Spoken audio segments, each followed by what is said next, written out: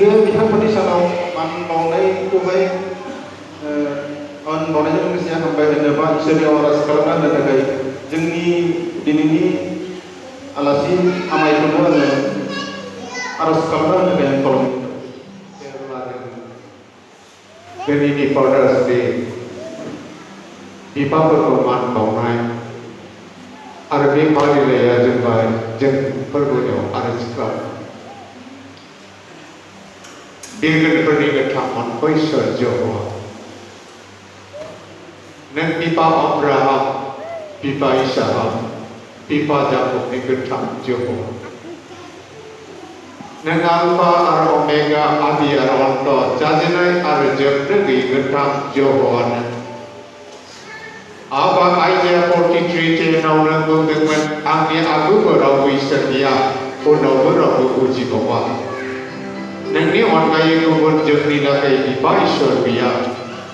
आरो नोंनो गावनि महर बादियै नों आफा आदमखौ नों सोरजिबाय नों उजिहोबाय आरो पिरिनिफ्राय पिरिसिम आफा नोंनि गेदेर दयाया नोंनि फिसाफोरनो नोङो दोनबोनायखाय आफा दिनैबो फोरबो आफा बे समावहाय नाय बे फिसाफ्रा